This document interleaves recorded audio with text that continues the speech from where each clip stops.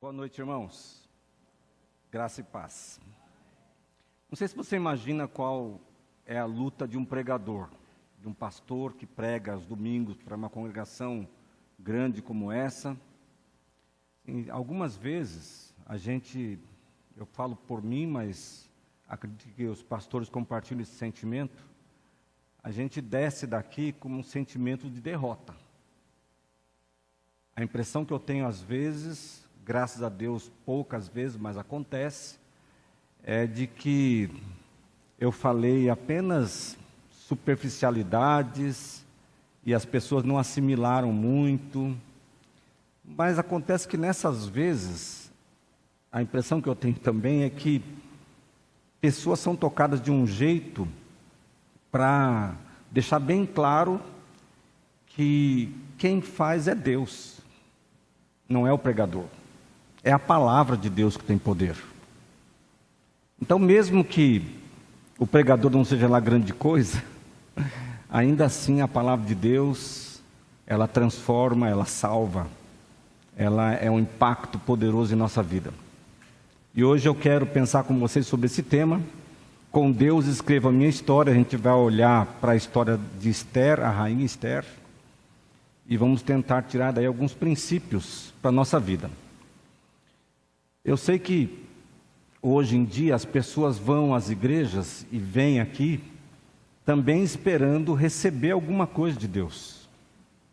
E não tem nada errado nisso, desde que a nossa prioridade, a intenção número 1, seja que o nome de Deus seja engrandecido. É para isso que nós estamos aqui em primeiro lugar, mas também queremos que Deus fale com o nosso coração. A gente quer sair daqui carregados com princípios, com valores, com conselhos, com uma direção nova, com algo de Deus para a nossa vida. Então é assim que eu quero pensar com você. Se você deseja ter uma vida próspera, se você deseja ser abençoado na sua vida, se você deseja ser bem-sucedido em tudo que você faz, pelo poder de Deus agindo em sua vida, é para você essa mensagem. Eu quero ler com vocês então, no livro de Esther, capítulo 4, versos 1 a 17. Você pode acompanhar aí, diz assim a palavra de Deus. Quando Mardoqueu soube de tudo que havia acontecido, rasgou suas roupas, vestiu-se de pano de saco, cobriu-se de cinzas e saiu pela cidade, chorando alto e amargamente. Foi até a porta do palácio, mas ninguém que estivesse usando roupas de luto tinha permissão para entrar. Quando a notícia do decreto chegou a todas as províncias, houve grande pranto entre os judeus. Jejuaram, choraram e lamentaram, e muitos se deitaram em pano de saco e em cinzas. Quando as criadas de Esther, já a rainha a essa altura da história, e os eunucos vieram lhe contar e lhe contaram sobre Mardoqueu, ela ficou muito angustiada. Enviou-lhe roupas para vestir em lugar do pano de saco, mas ele não aceitou. Então Esther mandou chamar a Ataque, um dos eunucos do rei que havia sido nomeado para servi-la. Ordenou que ele fosse até Mardoqueu e descobrisse o que o perturbava e por que ele estava de luto. A Ataque foi até Mardoqueu na praça da cidade, em frente à porta do palácio. Mardoqueu lhe contou tudo e lhe informou a quantidade exata de prata que Amã havia prometido pagar ao tesouro real pela destruição dos judeus. Você deve lembrar da história. Mardoqueu entregou a Ataque uma cópia do decreto publicado em Susã, que ordenava o extermínio de todos os judeus. Pediu a Ataque que mostrasse o decreto a Esther e lhe explicasse a situação. Também pediu a Ataque que a orientasse a ir falar com o rei, para implorar por misericórdia e interceder em favor de seu povo. Ataque voltou a Esther com o recado de Mardoqueu. Então Esther mandou Ataque dizer a Mardoqueu: todos os oficiais do rei e até mesmo o povo das províncias sabem que qualquer pessoa que se apresenta diante do rei no pátio interno, sem ter sido convidada, será condenada a morrer, a menos que o rei lhe estenda o seu cetro de ouro. Além do mais, há 30 dias o rei não me chama à sua presença. E o recado de Ester foi transmitido a Mardoqueu. Mardoqueu enviou esta resposta a Ester: não pense que por estar no palácio você escapará quando todos os outros judeus forem mortos. Se ficar calada num momento como este, alívio e livramento virão de outra parte para os judeus, mas você e seus parentes morrerão. Quem sabe não foi justamente para uma ocasião como esta que você chegou à posição de rainha? Então Ester enviou esta resposta a Mardoqueu: vá, reúna todos os judeus de Suzã e jejuem por mim. Não comam nem bebam durante 3 dias e 3 noites. Minhas criadas e eu faremos o mesmo. Depois irei à presença do rei, mesmo que seja contra a lei. Se eu tiver de morrer, morrerei. Mardoqueu foi e fez tudo conforme as instruções de Ester. Bem, essa história acabou bem para o povo de Deus. Ela entrou na presença do rei, conseguiu a benevolência do rei, e este então salvou o povo judeu da destruição e ainda puniu aquele que planejava o extermínio do povo judeu. Eu quero começar fazendo uma afirmação. É uma cosmovisão cristã. Deus tem propósitos, mas não planos definidos em detalhes, em todos os detalhes para a nossa vida, ou pelo menos quase sempre. A história terá o fim que Ele já determinou em Sua palavra, mas até lá segue sendo construída a 4 mãos, as dele principalmente, mas também as nossas. Ou seja, nós não estamos vivendo um jogo de cartas marcadas. Deus nos deu uma liberdade para tomar decisões nessa grande história que Ele está escrevendo. É claro, nós não vamos mudar o final da história, as definições da história, mas dentro da história que Deus está escrevendo, nós temos liberdade para escolher, para decidir, para agir. É assim que eu creio. Essa é uma das cosmovisões cristãs. Então, pensando nisso, eu quero começar então a estabelecer, baseado nessa história da rainha Ester, 4 parâmetros para você que quer construir, escrever a sua história diante de Deus. O primeiro parâmetro é este: as circunstâncias. Ester nos ensina que há parâmetros que servem de limites para que cada pessoa escreva a própria história ao tempo em que coopera com a história que Deus está escrevendo. Primeiro, as circunstâncias. Todos nós somos postos dentro de contextos sobre os quais não tivemos nenhuma escolha. No caso de Ester, ela nasceu judia, não escolheu isso. Nasceu bonita, teve a graça de Deus de nascer bonita. Nem todos nós temos esse privilégio. Estou vendo alguns aqui que não dá para falar. Brincadeira, irmãos. Eu brinco, eu falo que eu também já fui feio. Você pode não acreditar agora olhando para mim, mas já fui feio. Então eu entendo você.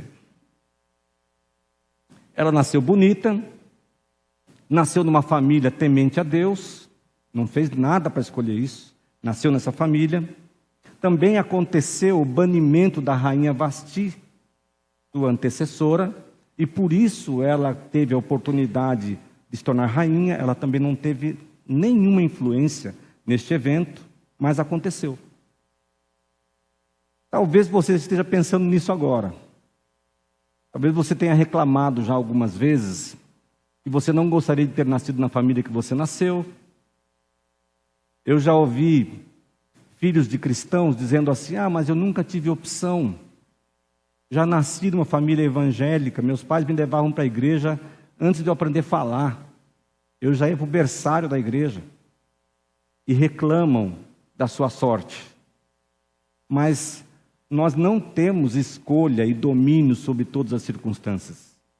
E há muitas situações que nós estamos hoje, sobre as quais a gente não teve escolha alguma. É ou não é verdade? Você escolheu nascer no Brasil? Você escolheu estar morando em Piracicaba? Talvez você pense que sim até. Mas uma série de circunstâncias levaram você para estar aqui. Atos 17 diz que Deus criou todos os povos e estabeleceu o lugar exato da sua habitação. Ou seja, há sim circunstâncias sobre as quais nós não temos escolha alguma, decisão alguma a tomar. Nós já nascemos aqui ou estamos aqui, não fizemos nada para que isso acontecesse. Então, você gostando ou não, essa é a realidade. Pode ser que você esteja reclamando, por exemplo, de ter nascido numa família cristã, ou ter nascido no Brasil, ou viver aqui no estado de São Paulo, em Piracicaba. Pode ser que você reclame de algumas coisas.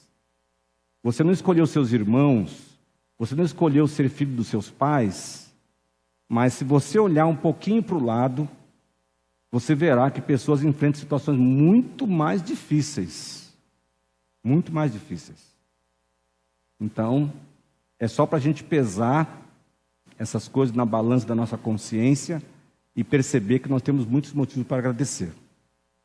O segundo parâmetro que eu destaco são as oportunidades. Toda circunstância carrega um oceano de oportunidades.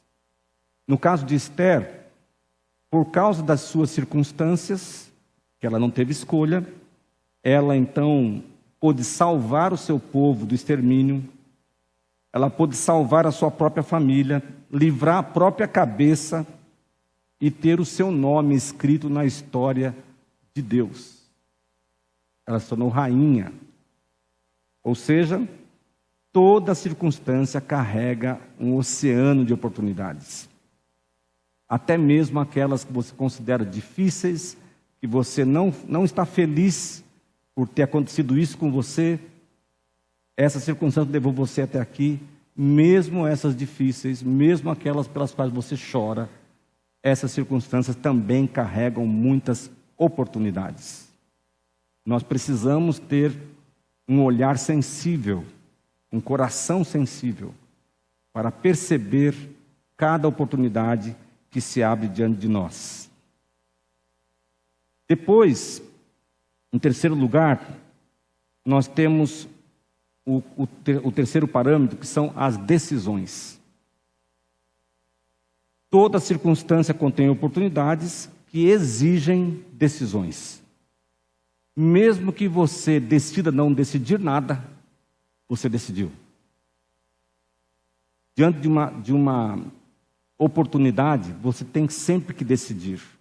O que é que você vai fazer com isso? E nós, cristãos, entendemos que não estamos passando por essa vida para sermos nada, para não interferirmos em nada. Não. Nós estamos passando por essa vida porque nós queremos fazer diferença. Nós queremos impactar vidas. Nós queremos que onde nós estamos, que coisas de Deus aconteçam. Nós queremos que por onde a gente passa, o nosso caminho, haja salvação. Nós queremos que a nossa família seja abençoada porque nós estamos lá. Nós queremos que a nossa igreja seja uma igreja abençoada porque nós somos membros dela. E isso foi Deus que colocou em nós. E isso depende das decisões que nós tomamos. Nós precisamos sempre tomar decisões. E quando nós tomamos as decisões certas, isso traz bênção para nós. As decisões de Esther foram acatar o conselho de Mordecai, arriscar a sua própria cabeça por amor ao seu povo, levar todo o povo de Deus a orar e jejuar por ela, e decidir entrar na presença do rei sem ser chamada correndo o risco de ser morta. Decisões, algumas mais fáceis, outras mais difíceis, mas nós precisamos tomar decisões. Dito isto, eu quero fazer mais algumas afirmações. De tudo que se pode fazer, a questão é a seguinte: se nós não temos poder de escolha, de definição em relação a grande parte das circunstâncias que nos cercam, nas quais nós vivemos, devemos cuidar então daquilo que está em nossas mãos, que é o quê? Aproveitar cada oportunidade e tomar decisões sábias e corajosas. Isso é o que está na sua mão. Se você não tem poder para definir as circunstâncias que estão ao seu redor, você não teve escolha, você pelo menos tem poder para aproveitar uma oportunidade. Sabe aquela coisa, já que estou aqui, então não vou passar ileso, não vou passar sem fazer diferença. Eu vou fazer diferença. E tomar decisões ousadas, corajosas e sábias para que isso aconteça. Esther nos ensina isso. Ela foi muito corajosa. É verdade que, a princípio, ela considerou tudo de ruim que podia acontecer. Ela sabia da dureza do seu marido. A história da rainha Vasti comprovava isso. Então, ela na primeira resposta que ela deu a Mordecai foi: olha, vocês sabem, todo mundo sabe, está careca de saber, que qualquer pessoa que entrar na presença do rei sem ser chamada, acabou. E tem mais, o rei não me chama à sua presença há 30 dias. Belo marido também, né? Não chamar a esposa à sua presença durante 30 dias, se eu ficar 30 minutos sem chamar a Ju, ela já estranha. Mas, apesar de uma resposta um pouco reticente no começo, depois ela dá uma das respostas mais corajosas da Escritura. Ela diz: então, orem por mim, jejuem por mim 3 dias e 3 noites, e então eu vou entrar na presença do rei, e se morrer, morri, se perecer, pereci. Coragem, né? Ela sabia o que podia acontecer. Então nós precisamos ter esse tipo de coragem, às vezes, em algumas circunstâncias, para que a oportunidade que se abre diante de nós seja aproveitada, e aí Deus nos abençoe e a gente experimente grandezas na presença de Deus. Nós queremos experimentar coisas grandes. Nós queremos que Deus faça milagres em nossa vida e por meio de nós. Nós desejamos isso. É um anseio que Deus colocou em nós. Sendo assim, você, como filho de Deus, deve pensar com a mente de Cristo. O que é isto? A mente de Cristo nos faz andar por essa vida atentos para não perder oportunidades. Para não perder oportunidade de falar de Jesus para alguém. Para não perder oportunidade de abençoar alguém. Para não perder a oportunidade de ser as mãos, os pés, a boca do próprio Senhor Jesus para alguém. Para que Deus se manifeste dentro da nossa casa por meio de mim, por meio de você. Nós precisamos andar pelo mundo, irmãos, com este olhar, com esses olhos, com essa sensibilidade. Pensar com a mente de Cristo em cada circunstância. E diante de cada oportunidade, pensar assim: como é que Deus pode me usar aqui? Como é que Deus quer me usar aqui? E às vezes, vai vir algumas coisas à sua mente, ao seu coração, que vão exigir coragem para você tomar a decisão. Às vezes você está num ambiente que só tem não cristãos, e Deus toca o seu coração, você pergunta então: o que eu posso fazer aqui para que Deus seja engrandecido e para abençoar essas pessoas? E Deus pede para você, por exemplo, fazer uma oração pública. E você tem que ter a coragem para dizer assim: eu posso orar por vocês? Olha, eu já estive em situações assim muitas vezes. muitas vezes mesmo. E pouquíssimas vezes as pessoas rejeitaram a oração. Nós ficamos amedrontados sem razão, eu acredito. Porque o máximo que pode acontecer é a pessoa falar, não, nós não queremos. E tudo bem. Você não vai obrigar ninguém a ouvir você. E você ora em silêncio. Mas esse é o tipo de coisa que faz diferença. Nós precisamos estar atentos a essas oportunidades. Então, assim, em cada circunstância, seus olhos devem estar atentos a oportunidades para abençoar e promover o crescimento do reino. E aproveitar as oportunidades da melhor maneira é uma questão de tomar decisões corajosas com a sabedoria da palavra. Nós precisamos, para ter a mente de Cristo, nós precisamos estarmos cheios da palavra. Pensar biblicamente. Se nós não conhecemos a Escritura, se você não conhecer a Escritura, você nunca terá a mente de Cristo. Porque a mente de Cristo está escrita tintim por tintim na palavra de Deus. Nos pormenores. Tudo que nós precisamos saber sobre a maneira como devemos pensar já está registrado no livro dos livros, nas Escrituras Sagradas. Portanto, para pensarmos biblicamente, pensarmos como Jesus, o que Jesus faria nessa situação, nós precisamos conhecê-lo. E para conhecê-lo, precisamos conhecer sua palavra. Para pensar com a mente de Jesus, você precisa conhecer o caráter de Jesus. Conhecer as maneiras como Jesus agiu nas Escrituras. Como Deus revelou a sua palavra para nós, nos detalhes. Então é um grande desafio para nós. Nós precisamos conhecer mais a palavra de Deus. E dito tudo isto, eu quero então compartilhar com vocês algumas decisões aprendidas com Esther. Algumas decisões que, se você colocar em prática, a sua vida vai sair do comum e vai passar para o extraordinário. Se você seguir a sabedoria da palavra de Deus, que eu vou compartilhar aqui, você vai experimentar, vai viver coisas grandiosas de Deus. E eu estou falando não aqui como alguém que teve uma revelação, estou olhando para você agora e perceber isso. Não.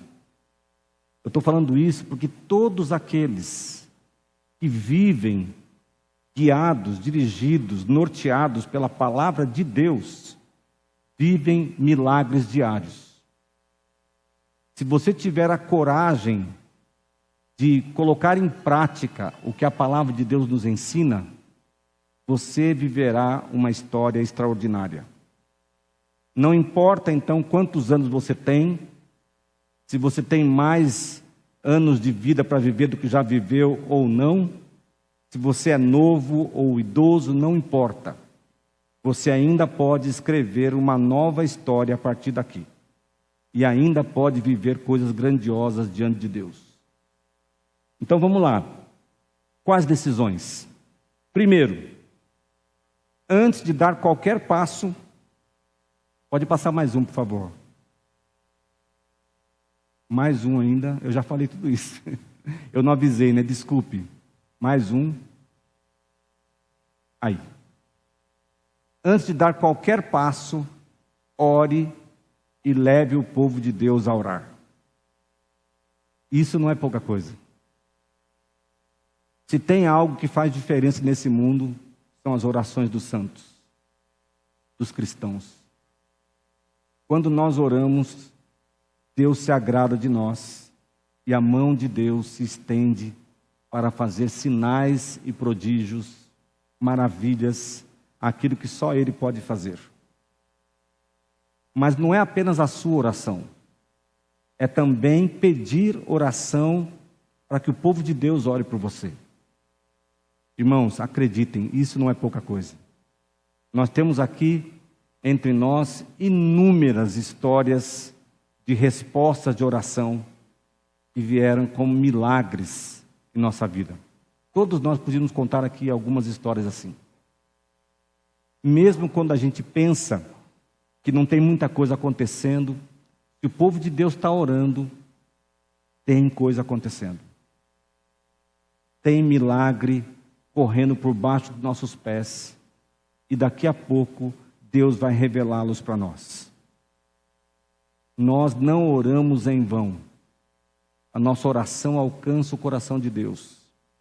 E quando eu falo de colocar o povo de Deus para orar, é porque nós concordamos. É um clamor, é mais do que uma oração particular, mas é o povo de Deus, os filhos de Deus intercedendo por alguém. Então as coisas estão difíceis na sua vida, leve o povo de Deus a orar. Peça para os irmãos orarem por você. Você está precisando de um verdadeiro milagre dentro da sua casa? Peça oração na igreja. Às vezes a gente fica constrangido, porque isso vai expor nossas fraquezas. Não. Vai expor nossas fraquezas, é verdade, mas vai nos igualar, porque todos nós passamos por fraqueza, todos nós temos fraquezas, mas nós somos fortes quando buscamos a Deus. Então, seja qual for a sua luta, o desafio que está diante de você, assim como Esther, ore, jejue e leve o povo de Deus a orar e jejuar por você.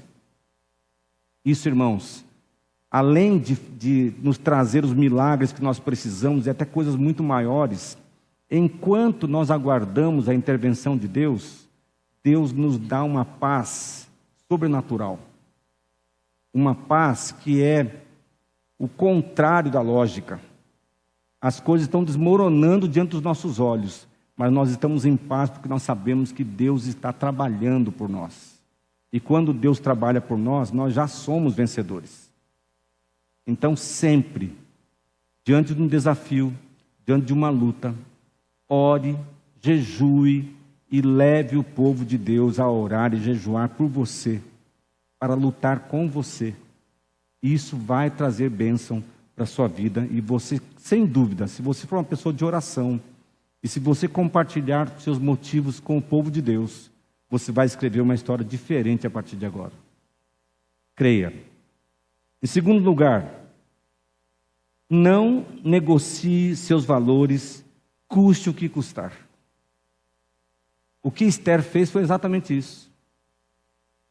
Para então eu contribuir com Deus no salvamento do povo de Deus, eu vou entrar na presença do rei. O meu povo vai estar orando por mim, eu vou estar orando também, eu vou entrar. E se eu morrer, morri. Eu já disse isso alguma vez?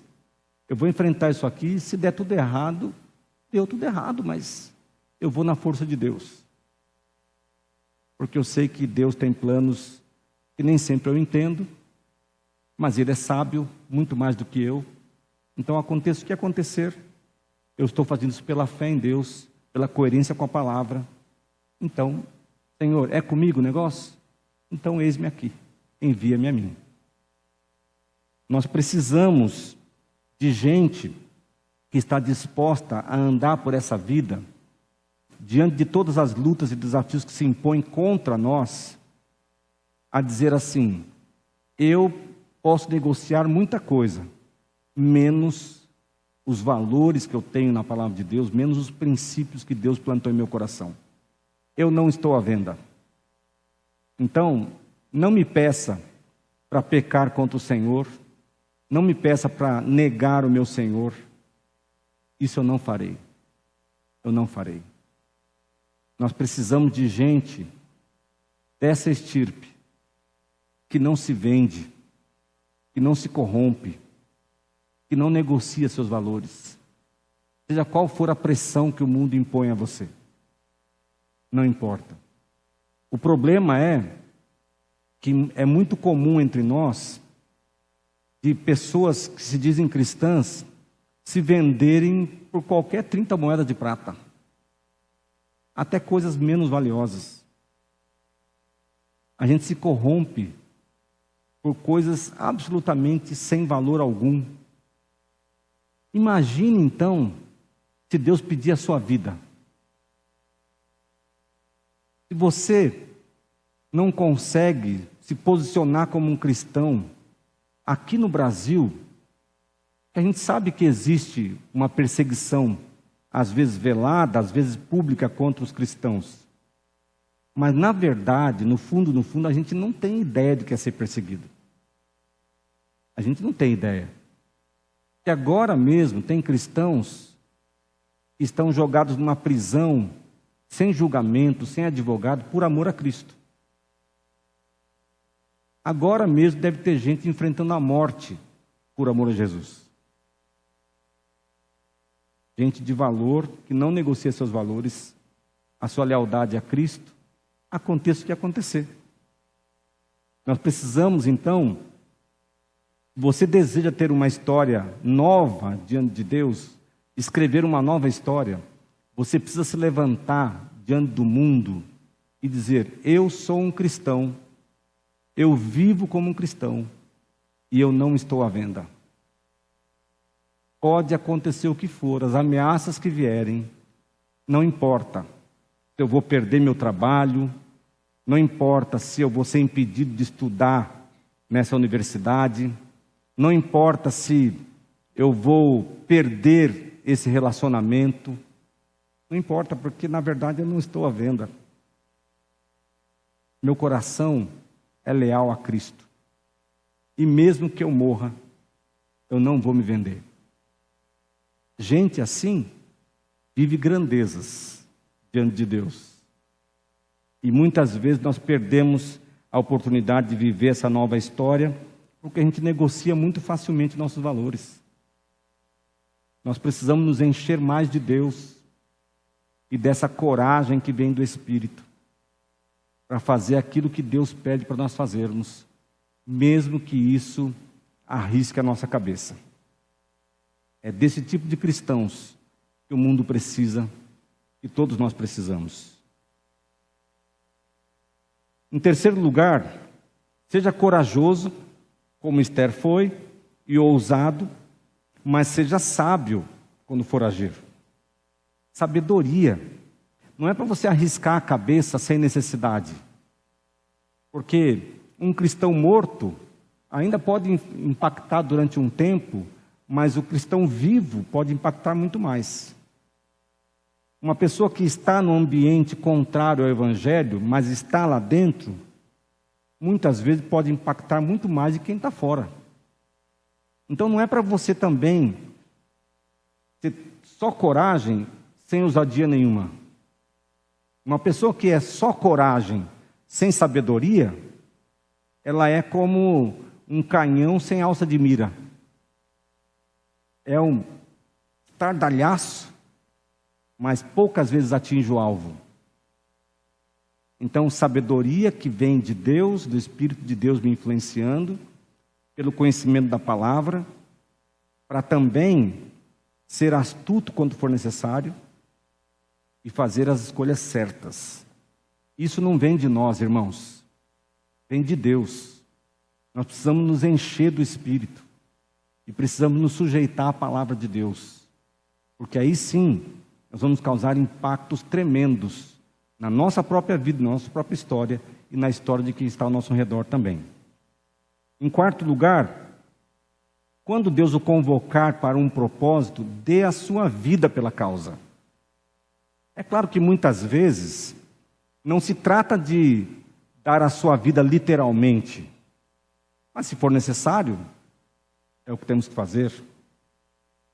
Mas você tem que ter essa disposição interior, e se necessário for, eu morrerei por amor a Cristo. Eu morrerei pelo Evangelho. Eu vou gastar minha vida na pregação do Evangelho. Eu já contei aqui que eu pretendo me aposentar o mais rapidamente que eu puder. Não vai ser tão fácil assim, mas eu pretendo. Só que eu não pretendo deixar de ser um pregador, um evangelista, alguém que ensina a palavra de Deus. Não, isso está dentro do meu chamado, a convocação que Deus me fez. E eu nunca vou deixar isso. Então, enquanto sobrar uma gota de vida no meu corpo, eu espero estar contribuindo para o crescimento do reino de Deus. Agora, quando Esther fala essa grande expressão: eu vou entrar na presença do rei, e se morrer, morri. Eu aprendo aí dois princípios importantíssimos. Primeiro, ela está dizendo assim: o rei pode até pensar alguma coisa, o pessoal aqui do palácio pode pensar o que quiser de mim, mas quem cuida de mim é o meu Deus. A minha vida depende dele. Não depende de ninguém mais. É Deus quem me sustenta. É Deus quem cuida de mim. Em segundo lugar, eu vejo nas palavras da rainha Esther, depois essas mesmas palavras, com uma outra composição, na boca de Paulo, quando ele diz assim: olha só, porém, em nada considero a minha vida preciosa para mim mesmo, contanto que eu complete a minha carreira e o ministério que recebi do Senhor Jesus para testemunhar o evangelho da graça de Deus. O que Paulo está dizendo? Eu serei um pregador do evangelho. Se morrer, morri. Mas o que importa é o chamado que recebi e de quem veio o chamado. Ninguém que tenha de verdade conhecido o Salvador, o Senhor Jesus, viverá uma vida comum. Porque é grande demais, irmãos. É poderoso demais. Então lembre-se, você precisa ter essa coragem ousada de dizer as mesmas palavras. Deus me salvou porque Ele tem propósitos para a minha vida. E eu vou cumprir esses propósitos, custe o que custar. Se eu morrer por causa disso, morri. Deus está no controle da minha vida. É Ele quem me guarda. Todas as coisas que Ele faz são perfeitamente sábias. Sendo assim, mesmo que eu morra, isso trará glória ao nome de Jesus. E é para isso que eu vivo. Este é o alvo maior da minha vida. Em último lugar, decida morrer por quem você ama. Depois dessa decisão, todas as outras serão fáceis. Eu sei que você deve ter um grande amor no seu coração. Talvez por seus filhos, talvez por seu cônjuge, talvez por seus irmãos, talvez por uma outra pessoa já, que não é seu cônjuge ainda, mas pode ser que seja. E talvez você consiga dizer agora assim: não, por essas pessoas eu sou capaz de dar a minha vida. Mas calma aí, gente. Não seja muito rápido para falar isso. Pense bem. Por quem você daria a sua vida?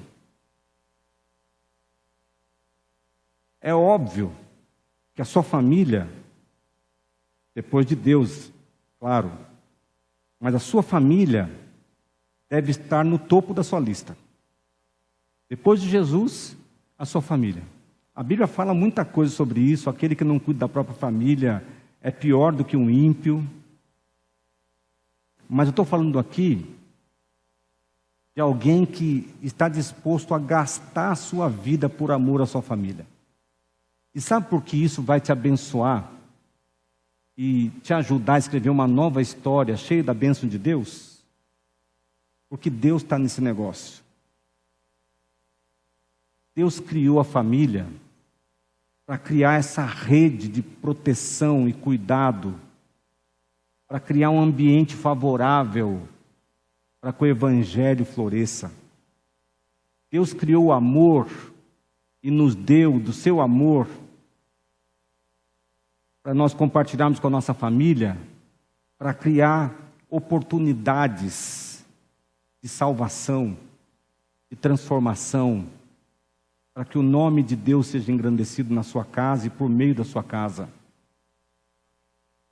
Talvez você esteja pensando assim: ah, pastor, você fala isso porque você não sabe a dureza que é lá em casa para amar aquela gente lá. Bom, geralmente quem fala assim também não é muito fácil. Você se considera uma pessoa fácil de lidar?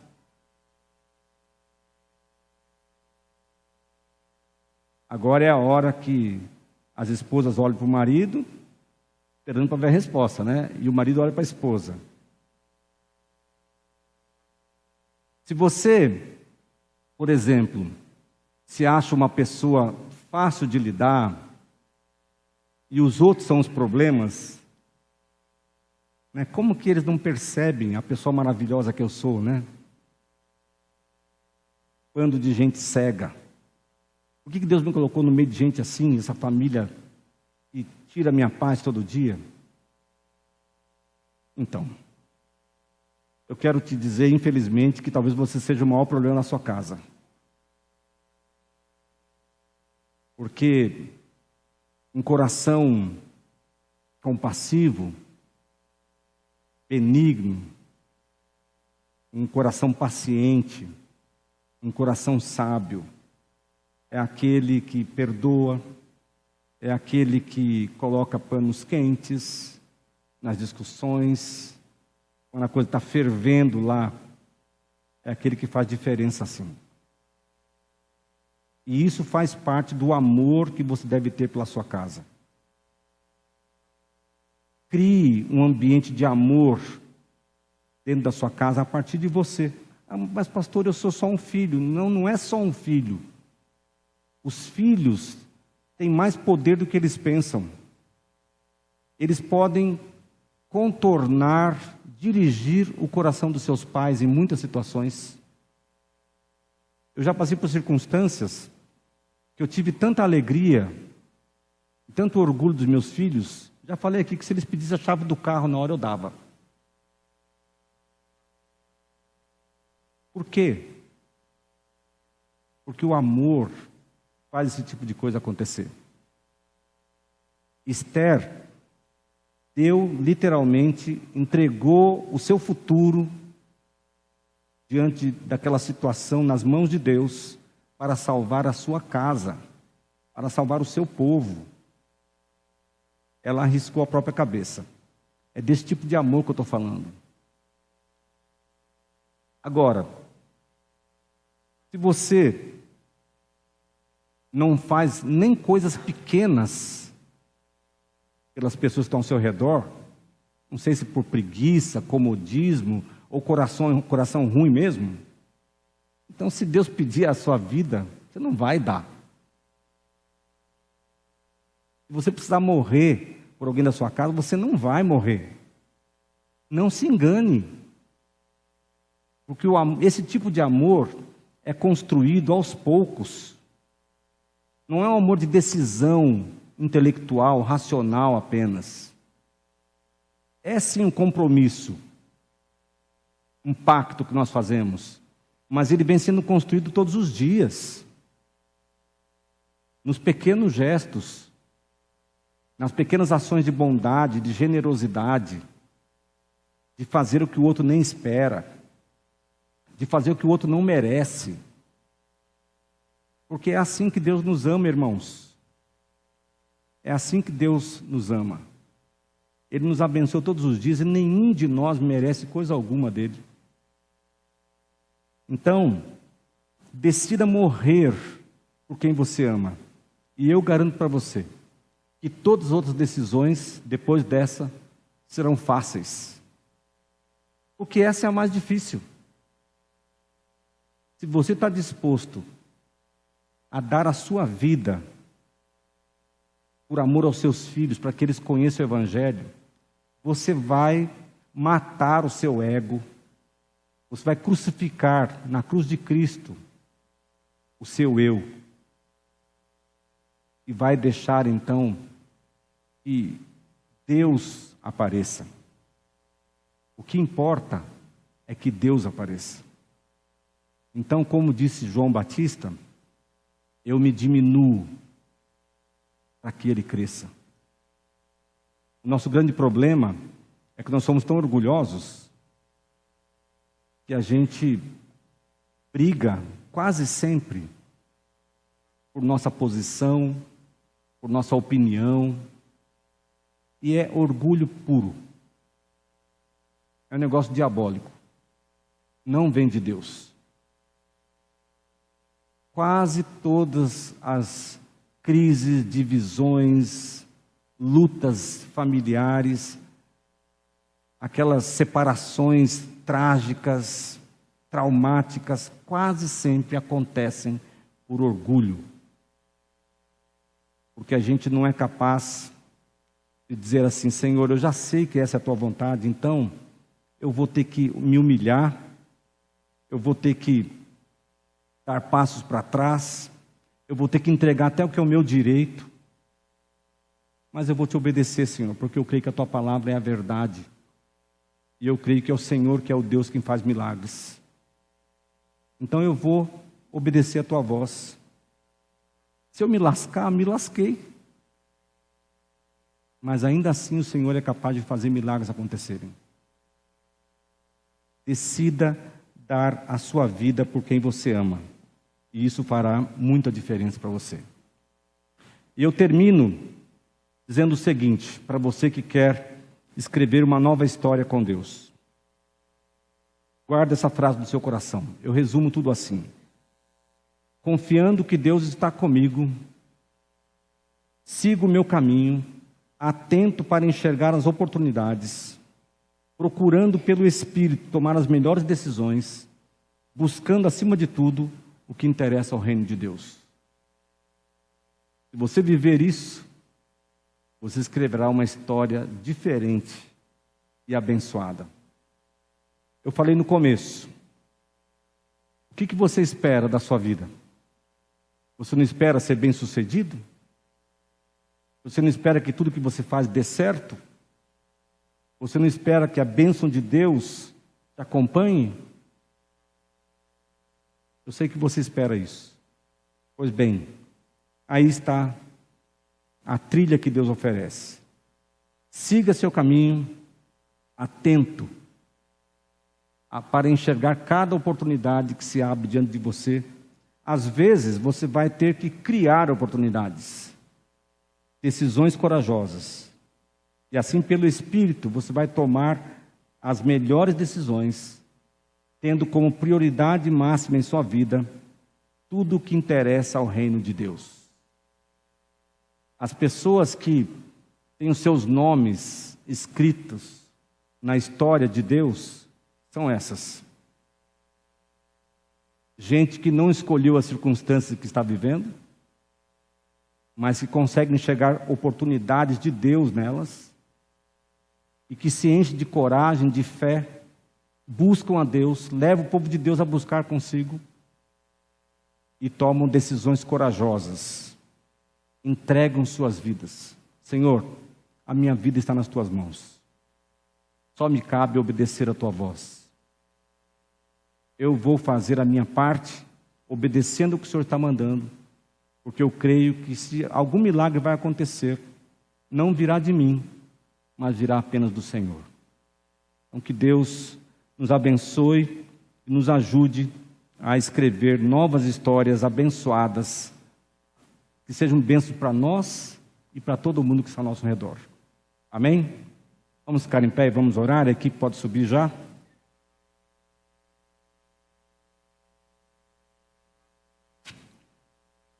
Oremos. Senhor, obrigado a Deus pela vida da tua serva, a rainha Esther, que foi colocada naquele posto porque o Senhor tinha propósitos maiores do que ela mesma.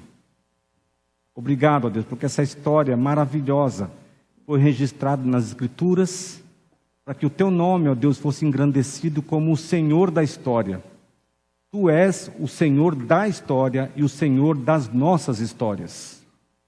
Nós clamamos, Pai, em nome de Jesus, derrama a tua bênção sobre nós, ó Deus, para que cada um de nós escreva uma história nova, um caminho novo, ó Deus, um caminho de bênção, de sabedoria, de olhos atentos para perceber as oportunidades, e nós assim sermos úteis nas tuas mãos, para que Jesus seja engrandecido, para que nós sejamos instrumentos usados por Ti poderosamente para abençoar, para que pessoas sejam salvas por Ti, e que a nossa vida e a vida de todo mundo que está ao nosso redor seja transformada pelo Teu poder. Senhor, alguns de nós vivemos circunstâncias realmente difíceis. Nós não escolhemos estar nessas circunstâncias, mas sabemos que o Senhor não desperdiça ações, e tudo que o Senhor faz é perfeito. Portanto, ó Deus, revela para nós, ó Deus, quais são suas intenções para nos colocar onde nós estamos. O que o Senhor espera de nós? Como o Senhor quer agir por meio de nós, ó Deus? E, ó Deus, glorifica o Teu próprio nome por meio de nós. Dá-nos dessa sabedoria, Senhor, para fazer as escolhas certas. Dá-nos desse tipo de coragem que habitou o coração de Esther, para dizer: eu não estou à venda, eu sou um servo de Deus, já fui crucificado com Cristo e agora não vivo mais eu, mas Cristo vive em mim. Portanto, ó Deus, nós não temos em nada a nossa vida como valiosa, mas nós vivemos para pregar o Evangelho, para viver o Teu reino, para sermos usados por Ti, ó Deus, para tocarmos o coração de pessoas com o Teu amor, com a Tua graça, com a Tua salvação, com o Teu poder. Ó Deus, olha para cada um de nós, Pai, e derrama os Teus milagres sobre nós. Que essa semana, ó Deus, seja uma semana diferente, cheia da Tua presença, com a direção do Teu Espírito Santo. E que assim, Pai, onde a gente colocar a nossa mão, onde nós colocarmos os nossos pés, que ali, ó Deus, brote a Tua bênção. Usa-nos, ó Deus. Glorifica o Teu nome por meio de nós, Pai. Usa a nossa vida, Senhor, para fazer os milagres que nós precisamos tanto, na nossa casa, na nossa igreja, onde nós trabalhamos, na nossa escola, onde nós estivermos. Que o Senhor nos abençoe, para nós florescermos o Teu amor, conforme é a Tua vontade. Usa-nos assim, ó Deus. Dá-nos uma semana realmente abençoada por Ti. Que a partir de hoje, Pai, a nossa história seja escrita com outras letras.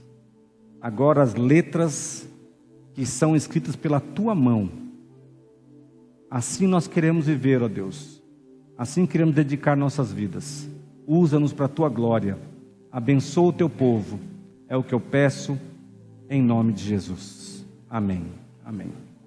Vamos cantar ao Senhor. Depois do louvor, então, o culto está encerrado. Que Deus abençoe sua semana.